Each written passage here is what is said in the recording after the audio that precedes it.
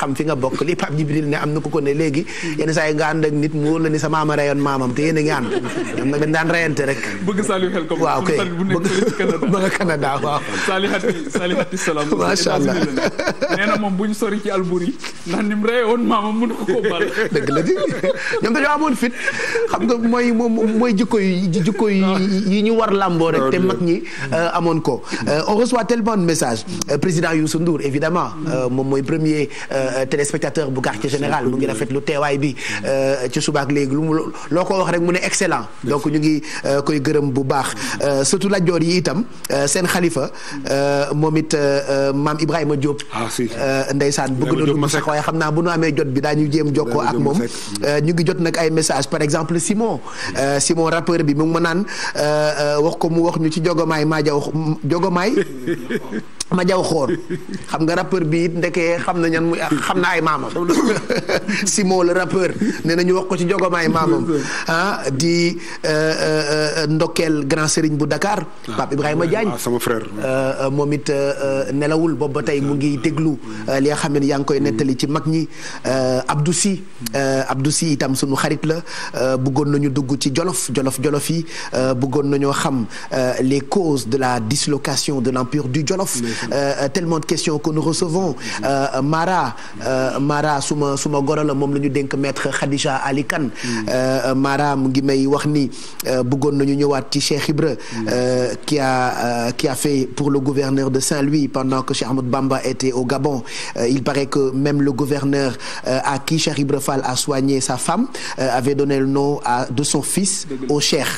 Voilà, s'il peut nous expliquer un peu de son séjour à Ndar pour la libération de Cheikhoul Khadim. Donc suma goro Mara mi ñu dénk maître Khadija Ali Kane moom moo posé question boobu. Alassane Seck sunu correspondant la ca Angleterre mu ngi gërëm professeur Lamane Mbaye et puis di wax ni xaritam nga et qu'il est très content ci jotaay bi. Voilà, beaucoup de questions que nous recevons. Famara sunu xarit la Mami Diop nga xam ne saa yoo tuddee saa xewar xol bi sedd lool moom it fa mu nekk kontaan na. Ale Fall moom tamit ñu ngi koy ndokkeel mon ami l'international Alassane Ndour Alassane nee na pour nga ñëw ci Mbégane Ndour. xam naa ni maam yëpp mënuñoo waxtaane maam yëpp voilà man sama maam moo personne commandant te terewu koo añi. De très belles histoires racontées par ñi nga xamante ni ñoom laa tuddee ay gardiens du temple. suma frère Siré Yaaye Wan mu ngi wax pour ñu ñëw ci Alpha Oumar Thierno Bayla ak moom mu nekkoon bras droit bu Cheikh Oumar Tall. xam nga histoire yi dañ ñu ko nettali ba nga xam ne dañuy bëgg tout le temps di ñu koy fàttali pour ñu gën di wéyeg jom ji nga xam ne ni jëlee nañu ko ci sunu ay maam. Et c'est très important ñu jël quand même quelques téléspectateurs joxe ndimbal yi laataa ñuy àggali waxtaan bi ak professeur Lamane Mbaye. di ndokkeel Gisepen ki mu ngi apprécier moom maîtrise histoire du Sénégal saa yoo koy def ci bëgg lool. donc moom it ñu ngi koy ndokkeel bu baax. am na itam ay sët yoo xamante ni ñu ngi laaj ñu ñëw ci Salmon Faye. waaw pour ñu ñëw ci Salmon Faye loolu xam naa dinañu ko def ñu jël téléspectateurs yi allo. kooku. man daal soxna Fatou Babou. allo. soxna Fatou Babou allo. yow la naka. soxna Fatou Babou. soxna Fatou Fall. waaw soxna Fatou Babou. Babou dëgg la Babou na nga def Babou. Babou waa dëkk Biagi. waaw kay Babou yaa ngi dëkk fan. Biagi. Cité Biagi très bien nu ngeen def ak mbas mi mbaa yéen a ngi moytu. laa ñëw moytu waaye man daal sama Lamane Mbaye moom sama càmmiñ dafa wax ci xaali Amar Fall sama xol neex na damaa am maam ji biir xaali nee ko sa jigéen Fatou Babou moo ngi lay sant waaye Pape Cheikh man sa émission bi neex na ma lool ba yaa ci bëri morom lii mooy émission sénégalais yi yow sa émission bi wax yàlla jëri ndax dangaa dëkkoon ak damaa dëkk ak sa yaay fekk amul jàmm dëgg la Babou dëgg la nga nekk xale daan ànd ak samay doom Diallo man daal wax dëgg yàlla ba ma yónnee woon foofu 100 000 rek ma kontaan Diallo. léegi ba pare dama lay beral loxo sax 100 000 dama lay jox 100 000. jox la dund. waaw loo ma jox rek baax na 100 000 ak moo ma gënal. waaw yow dama lay beral loxo dama lay jox 100 000 ba pare tegal la ci dund. ceeb suukar meew soble pombiteer café diwlin tàndarma saabu gel masque ba visière fondation Youssou Ndour maa mën a may. wallaay Diallo. jërëjëf Babou bul raccrocher comme ça ñu jël numéro bi ci ginnaaw mën la yónnee ñaar fukki junni ah. ma jox la sama numéro. waaw bul quitté ñu jël ko ci ginnaaw moo gën a wóor ñoom Eva. jërëjëf ñu ngi lay gërëm bu baax keneen ku duggaat itam rek ñu jox ko ndimbalam code bi ngay Linguère suma mag jàng koy laaj bu Diop Ndiaye xam naa dinañ ci ñëw ak histoire Samba Yaaye Demba Sukka mi ci dex gi ci Ndar c'est vrai que laal nga ci tuuti sëtam yi Cheikh Mbacke Ndiaye mi ñi dénk fi ñaan itam xam naa dinañ ci ñëw Samba Yaaye Demba Sukka mi ci dex gi ci Ndar Demba Sukka ab songu noonu ay sati xam nga yooyu ay histoire yu neex la yoo xamante ni il faut que à la kuli al ñu ñëw ci am nañu fi itam image boo xamante ni image u Demba War Sall voilà image bu authentique d'habitude duñu man musuma gis photom musuma gis image bi donc lii voilà lii photo exclusive la bu TFM jóge ci sëtam direct mu baaxee ñu ko ñu présenté ko téléspectateurs yi Baye Demba War nga xam ni moom it bañkat la woon te ñoom ñëpp ñoo bokkoon jikko donte dañ daan xeex reyante tubaab bi ruube waaye jikko yi benn la woon muy ñoom ñëpp dañ daan dem ak ngor rek lañ daan demee professeur. moom c'est l'un des plus grands lieutenants ci d'abord fitam mais ci njàmbaaram mu bokk ak Ibra Fatim Sarr bokk ak Bounama Dior bokk ak Massamba Dior mi nga xam ne mi ngi dee à la bataille de Mékhé nekk jàmbaar joo xam ne dans l'histoire du Sénégal yaakaar naa ni dana jafe trop ñu jël koo xam ni ëpp na ko njàmbaar Pape Cheikh nga may ma sànq Pape Djibril dafa tudd Paoskoto Paoskoto xam nga boo demee à la mairie de Nioro tey jii am na fa ay vestiges yoo xam ne ci armée yi nga xam ci Pinet-Laprade lañ ko nangoon parce que Pinet-Laprade Maba Diakhou dafa damm épaule am Lat Dior fekkee na xeex boobu xam nga ni ku toll ni Pinet-Laprade ñu damm épaule am loolu lu doy waar la ca bataille de Paoskoto dafa doon bataille bu doy waar boo xam ni yaakaar naa ni ba léegi dafa doon des archives yoo xam ni nit ñi war nañ koy wax ba léegi officiers yi dañuy ñëw foofu di ko seet si kon tubaab bi gagné na fi mais aussi perdre na fi ay bataille parce que nee naa la 144 fay ñàkk na ko à Ngolngol kon yaakaar naa ni doon na des victoires yoo xam ni am nañ ko ba tey en tout cas photo bi Pape Cheikh maa ngi sargalaat yaa xam mbay ndende ci lu rëy lii parce que lii tey dañoo am exclusivité parce que lii bariwul man photo bi maa ngi ko doog gis tey je crois que c'est important voilà donc ñu delluwaat ci mag ñi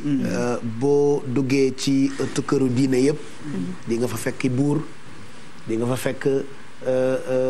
doomi buur bu seeg doomi wàlliw buur yi itam dem ba mu yàgg def prise de conscience bëgg am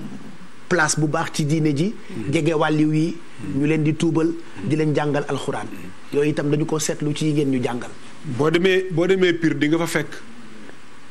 sëti soxna Mati Fall ya Cheikh Bekkaay Kunti Njaasaan nuyu bu baax soxna Umu Kunta mi ñu dénkoon suñu bàyyi alaaji Njuga Kebe di yaay goro la sax waaye yaay laa ko bu Cheikh Mbacke Kebe bu kër Baye Njuga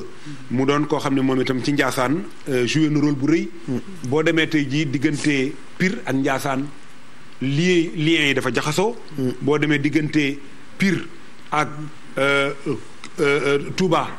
liens yi dafa nekk ba léegi ndax waa kër sëñ Modou Moustapha boo demee ñoo waa Daaru Musti liens yi dafa nekk ba tey waaye boo demee itam ak sama waa kër maam Cheikh Ndeye Jalaw Seck ca Nguraan Gaynde Nguraan nga xam ne moom itam joué na rôle boo xam ne ci histoire du Sénégal digganteem ak maam Cheikh na Cheikh Saad bu démb rek yaakaar naa ni maam Cheikh Dethialaw dafay kenn moom itam ndax dafa àndoon ak suñuy maam ku ñuy wax Kalemaane Mbay ñoo àndoon ba tey jii tey armée li Nguraan boo demoon ña nga fa loolu yaakaar naa ni di nuyu bu baax Cheikh Makhtar Seck bu Nguraan ak Cheikh Na mi nga xam ne mooy xalifa ba di nuyu bu baax bokki Nguraan yëpp Baye Cheikh histoire du Sénégal dafa rëy ni ma la ko waxee sànq rek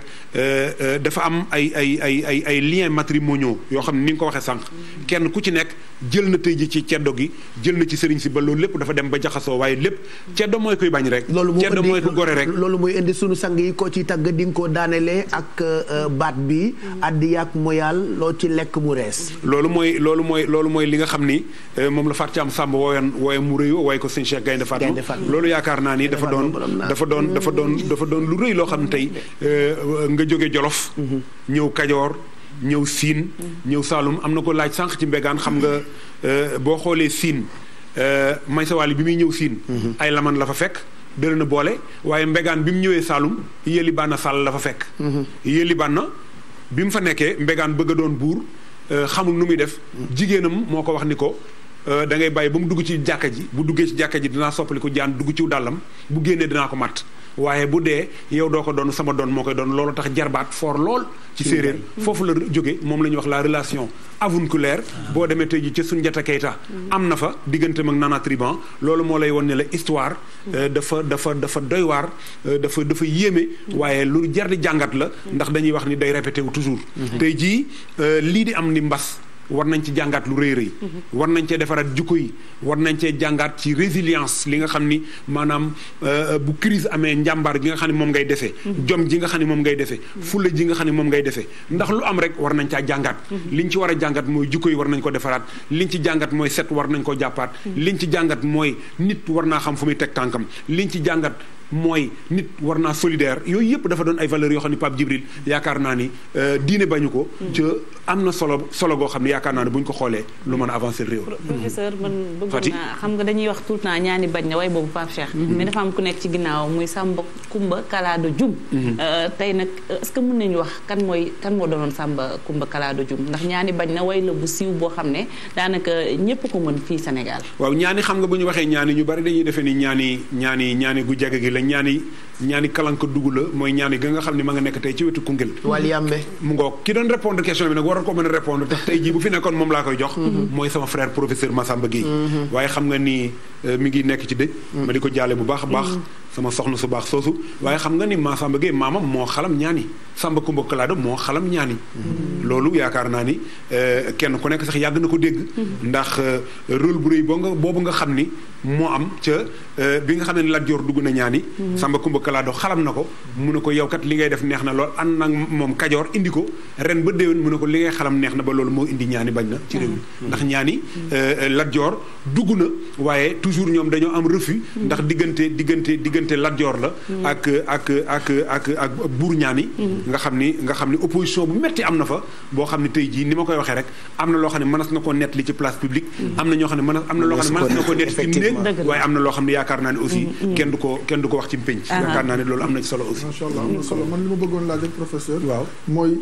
histoire lébu si biir histoire Sénégal waaw xam nga ñoom seen histoire dafa doon histoire boo xam ni aussi histoire bu rëy muy presqu'île du Cap-Vert ndax man toujours ci seen histoire li ma ci gën a neex dama jëlalee diggante Jal Diop Serigne Ndakaaru dama jëlale diggante Njañ Ndooy dama jëlale diggante ñi sant Samb ak ñi nga xam ne ñëpp tey jii fukki penc yeeg ñaar fenn foo ci dem am na kenn ku ko yor waaye dañoo def lu rëy loo xam ni muy dal gi nga xam ne ñoom moom lañ dalal Sëñ Tuba radiyallahu ta'ala ca loolu yaakaar naa ni bi fi Sëñ Muntaxa ñëwee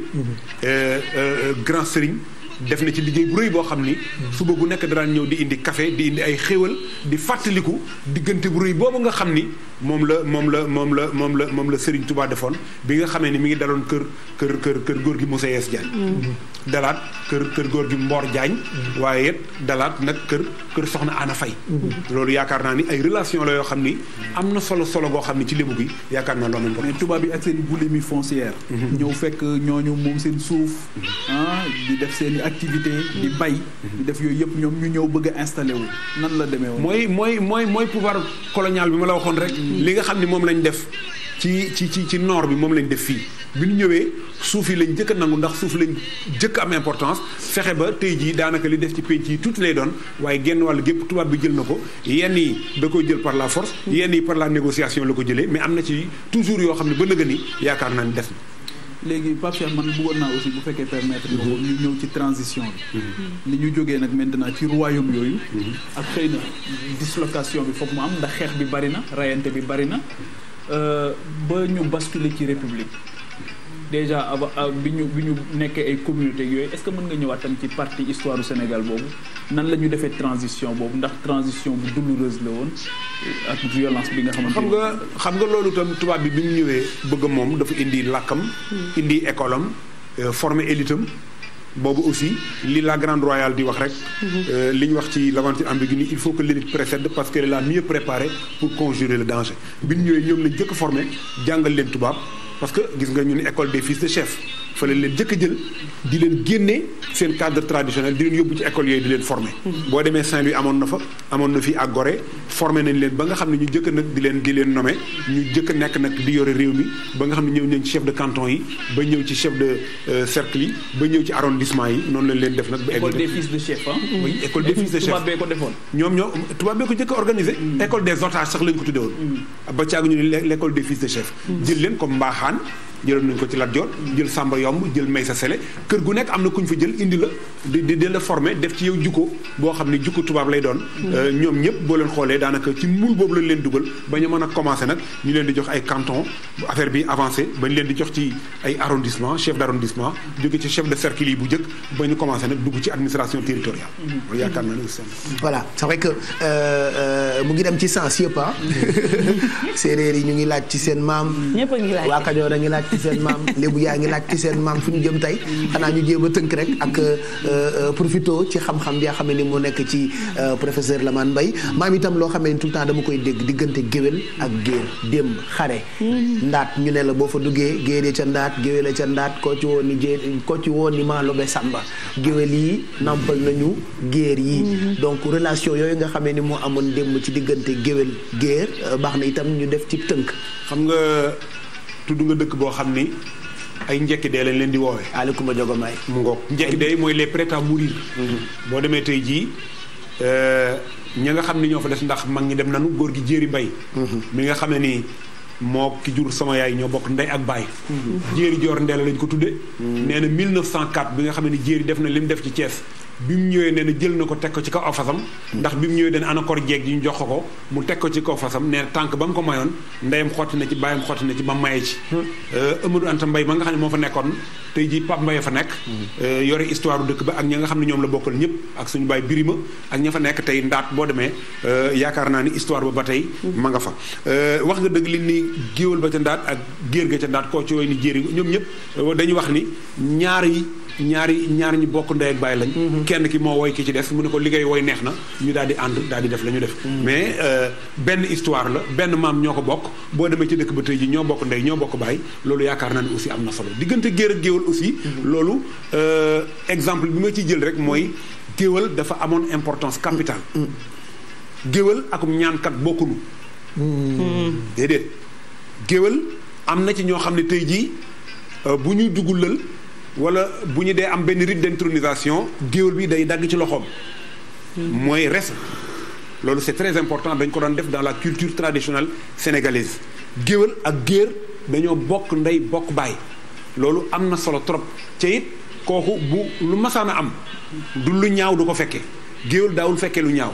géwél du wax lu ñaaw géwél dafay defar boo ko mayee mu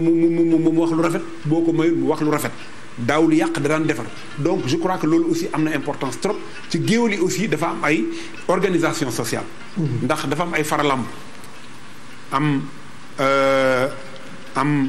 ku ñu tuddee baj géwél am ku ñu tuddee fara gorong benn bu ci nekk classification sociale la boo xam ni géwél am ay njiin banku yooyu yëpp dafa am loolu lépp ci orga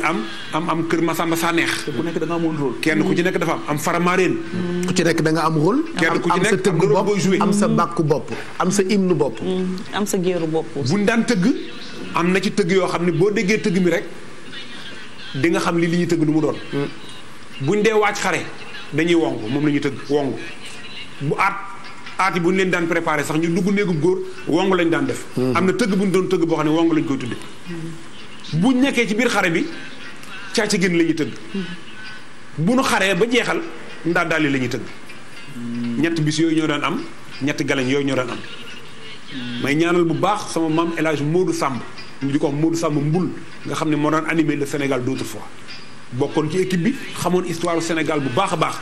géer xamoon kan mooy géwalam. waaye géwal aussi jàppoon géeram. géwal daan na ànd ak géeram muy takk jabar ñëw ci am dëkk géer gi maye ba jeexal takk géwal bi dugg ci dëkk bi wut ay géeram ñu may ko mu ñëw renforcer waat ko ci kenn du ko xam. loolu yaakaar naa ne am na solo trop. loolu mooy géwal diggante ak géeram muy ñaari nawle. mais baat bi fan la jógee géwal. liñ ci wax bari na am na ñuy wax ni mi ngi jóge ci géewal ki ñu géewal mu war a wax am na ñu wax ni mi ngi jóge ci larab kawal am na ñu wax ni mi ngi xëy na oustaz danañ ci dimbali parce que wax nañ ni ci jamonoy Seydina Muhammad sallallahu alayhi wa sallam amoon na koo xam ni moom lañ tuddoon Suraxata ibnu Malik wax nañ Suraxata yàlla daf ko mayoon ci wax il était très fort rhéteur bu mag la woon bi nga xamee ni Suraxata tuub na parce que histoire bi xëy na gudd na parce que am na yu bari yu mu bëggoon def yonent bu ko masaan def dégg naa suuf si dafay xar mu dugg ci biir mu dem ba nga xam ne nangu naa tuub bi mu nangee tuub nag yonent bi sallallahu alayhi wasallam bu masaan a bëgg a dem fenn ni bu subaakat damay dem dëkk sàngam pour tuubloo leen dañuy yabal Suraxata mu jiitu fa bu ñëwee ni leen suba diw dana fi ñëw lii lay indaale diine l'islam lay indaale diine ju rafet la waxa ba eggal finalement buñ masaan a am 30 bu fa Suraxata jaalee bu ñu ñëwee 150 la ñuy am ba tax nag bu ñu masaan a xare bay séddoo le butin yonent bi sallallahu alayhi wasallam daan jël ni buñ séddalee ba noppi danaan Suraxata lii maa ko teg ci wàllam Omar ni lii maa ko teg ci wàllam Babacar ni lii maa ko teg ci wàllam àllu ni lii ñu ni foofu la ak may jóge donc ñu ni géwal foofu la commencé foofu la jóge ci géwal day faj day jubóole day faj day jubóole ca du waxu ñaaw c'est extrêmement important góor gi Omar Jongu Mbaay gane ji na Buur Siin ko ma dofeen fa mag ca jaxaaw bi mu ñëwee gane si ko dégg naa Buur Siin dine Jong Mbaay gane si na ma jël di ko may ba jël sàmba sembe gi mu takkoon takk ko ci baatam ni siin jot leen ma ñu di ko may ba muy àngaar mu ne ko nag junjung rek laa mës a dégg muy bisub talaata ñu ne talaata kenn du ci tëgg junjung ñu ne ko boo ko tëggee dalay daane mu ni Jong Mbaay jóge ca Kajoor gane si ma bëgg a dégg junjung séeréer yoo leen dëdd yëpp mun leen mbakk yoo fa mbakki mooy tëgg leen ñoom ñëpp ñu tëgg loolu defal na ko géwël bi mu ñibbisee dafa dem Jolof seeti Sidi Albouri mu ne ko da ngay dem ca Dan Bakassar boo fa jógee dem ca Samba Lawbe Yirim Mbañik boo fa jógee fu nekk yóbbu na ko fa ni ko boo fa jógee nag ma doog laa may loolu yaakaar naa ni rang la boo xam ni kenn ku ne gis na diggante Yandé Codou ak Senghor kenn ku ne gis na suñu bàyyi Njaga Mbay ni mu meloon lu Senghor ma sa organisé gan gu ma sa ñëw dinañ ko teg mu woy Sorano suñu bàyyi El Hadj Mansour Mbay rôle bu rafet bi nga xam ne mooy am lu am danañ ni ana Hadj Mansour ñun ñii suñu waju di El Hadj Maam Jaaja Mbay di griot départemental bu Kébémer loolu yaakaar naa ni ay rôle la yoo xam ni géwël dafa am rôle bu mag bu muy joué géwël stabilisateur la tey jii li nga xam ne moo am d'ailleurs depuis quelques années terme griot bi sax dafa avancé ba ñu tuddee ko communicateur traditionnel effectivement ki nga xam ni programme yeeg muy programme Palu muy programme Sida muy programme bu ñu mën a partager au niveau communautaire moom moo koy jël wàcce ko parce que mooy dem ci ngénte yi mooy dem ci céet yi mooy dem ci dëcc leader d'opinion la daal leader d'opinion la relais la dans les programmes même au niveau des hôpitaux ci vaccination ci yu bëree dañ koy wàcce ba au plan communautaire au plan départemental ñu di ko tasaare loolu yaakaar naa ni am na solo trop ñu xam ñooy kat voilà donc question boobu mu ngi jógee ci géwél bu mag Ngoné Ndiaye géwél moom moo yónnee question boobu parce que xam nga actuellement fi mu ne géwél yëpp a toog xew amatul ci ñoom loolu itam mënul ñàkk ñoo daan dékku bal yi nag lu tax ñu koy wax waaw parce que Kër Masamba Saneex gi ma lay wax mooy les porte-drapeaux dañ daan jiitu drapeau bi la ñuy yor mais c'est comme la Croix-Rouge amuñu woon droit rey leen comme les journalistes en période de guerre comme les journalistes dañ daan yor drapeau bi am na géwél yoo xam ne seen xiin lañ daan yor jiitu. géwél dëgg li ñu am na ko wax ni li ngay wax géer boo ko waxee géwél pire mu may la. dëgg la. xam sa bopp fonk sa bopp. am jom am ngor am fulla am fayda. door a mbaaj di defar nekk puso ca bañ a nekk lañ set. C'est très important. Voilà, il y a une autre question aussi avant de retrouver internet du Maodo Ndiaye. Beaucoup de questions kay ay suñu dem kon ci questions yi parce que dama doon joxe question au bijou. qui nous envoie beaucoup de questions nee na ñu wax ci maamam. Njaw ma Koddu Ndiaye on n'a pas le temps moom dama koy teel a quarantaine Njaw ma Koddu Ndiaye sa maam et puis am nga maam bu tudd Denise mais maam yi dafa am solo man bu ma dee wax ci maam yi yenn saa yi ñu ne ma da ngaa waane da ngaa lii ma dem ci maam yi ba ñëpp a ngi dem ci maam yi après bu ngeen duggee ci maam yi vous allez vous rendre compte que maam yi rek a am solo. waaw mag ñi ñoo am solo seen i jàngale seen i histoire dafa am impression ni histoire au Sénégal c'est à partir de Lat Dior de Mame Bamba et autres mais avant lan la ñu amoon c'est vrai que affaire la bu xaw a jaaxal nit ñi avant Lat Dior y avait quoi. mais wax nañ ci sànq. yaakaar naa ni bi ñuy tàmbali sànq. wax nañ ci figure yoo xam ni boo demee Fuuta wax nañ ci Thierno Boubacar Kane. mi nga xam ni moo jàngal Xaali Amar Fall. waaye xam nga ni kenn mënut a wax histoire du Sénégal ci wax Cheikh Omar Foutiyou. déedéet. boo demee tey jii ñu nuyu bu baax Thierno Bachir. di nuyu bu baax Cheikh Omar doomam waaye xam nga ni tey jii Pape Djibril yaa ngi wax sànq Cap Skirring boo demee Cap Skirring fa Cheikh Omar jaar ba nëga ni dañ koy ziyaare boo demee Jembereng fa Cheikh Omar jaar dañ koo defar di fa sangu di ko ziyaar boo demee Elenkin fa Cheikh Omar jaar ànd ak ninki nanka ba dañ koy ziyaare boo demee Sédhiou fa Cheikh Omar Foutiyou Tall dañ koy ziyaare c'est très important Cheikh Omar ni mu annoncé maam Seydi Hadji Malick waaye Cheikh Omar ni mu annoncé ñëw Cheikh Ahmadou Bamba Khadim Rassoul loolu yaakaar naa ni nekk des points yoo xam ni lu am solo la xam nga ni tam Thierno Souleymane Baal mi nga xam ni les formes de gouvernance ba mu koy def ak da ca wax ak ni gouvernance war a mel ak ni nga xam ne indi na la révolution torodo ni yëf yi néewatul ci juddu néewatul ci deret waaye ci ragal yàlla la nekk loolu yaakaar naa ni am na solo donc avant ñooñu yaakaar naa ni am na ñu fi nekkoon ñoo xam ne joué nañu rôle boo xam ni kenn dootu ko fàtteeti. macha allah mu ngoog très intéressant Maodo Malick Mbaye kontaan ci li nga wax jot naa yóbbante bi dinañu ko transmettre voilà ay di mbir la yuy juddu ci guddi yi à chaque fois ñu koy def ci télévision Futurs Médias Serigne Mbacké Ndiaye monsieur le ministre moom it suma papa la suñu nijaay nee na mu ngi rafetlu taxawaay bi ak. ni ngeen bokkee building ci ni ngeen jàppee ci ba ñu soppi waat tur bi tuddee ko Maodo président Mamadou Dia moom xam nga moom foofu am na solo trop c'est important parce que fii ci RFM la defee émission wax leen ni leen président Mamadou Dia dafa def lu rëy tey jii loo xam ne ci Sénégal ndax boo demee à l'international tous nos grands cadres ENEA lañ leen formé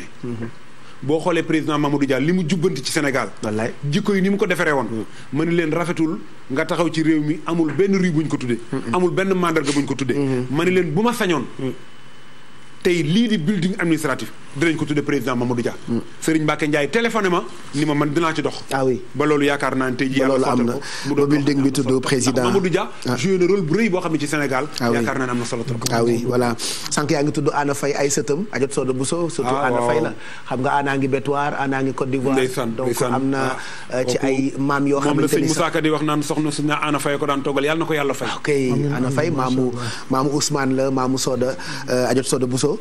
yëpp yëngu nañu du ñu mën a waxtaane maam yëpp ma fàttaliwaat leen ko dañ doon tënk ku ñuy wax góor gi Ibra Binte Gueye Mbeng lañ ko dénkoon Ibra Binte Gueye Mbeng sëñ Touba nga da doon kër góor gi Ibra Binte Gueye Mbeng sëñ Moussa Kanko wax ci Gisaw Sakoor moo doon denc soxna Anna Faye macha allah bi sëñ Touba ñëwee mi ngi dal kër monsieur Paate kër bi muy dem dafa wàcc foofee waaye bi muy ñibbisi nag mi ngi dal kër Mapaate Mbay kër Mapaate Mbay la jëkk a fanaan ba mu fa fanaanee ci suba mu dem kër góor gi Musees Jaañ bàyyi góor gi Mboor Jaañ moom ngay dégg ñu naan góor gi Mboor Jaañ dem na Màkka tabax na jàkk ba mu fa jógee nag la ko Cheikh Ibra Fall jël nag yóbbu ko këram Lambinaas Musees moo meññ ñoom libu yu mag yooyu Musees nga nday ji réew nga mooy libu gu mag googu nag ñu koy wax libu yu mag mooy libu gu mag googu macha allah xam naa Mbaye Dieye Faye war na kontaan ak suma rakk Thiané Faye voilà donc Mamadou Ndiaye ñu dem ci internet yi très rapidement puisqu'il est 3h34 du matin dinañ ci profité itam joxewaat yeneen i enveloppe yu mënul ñàkk la ndimbal yi ay 100 000 plus dund yi nga xam ne dañu koy joxe ba joxe matériel boo xam ne di ngeen mën a am seen équipement de protection surtout que période bi nee ñu jéem a vivre avec xam naa ci la ñu jëm ndax mënuñoo toog bu ñu toogee lu yàgg dara du dem bu ñu génnee itam feebar bi mën naa law finalement xamatuñu li tubaab naan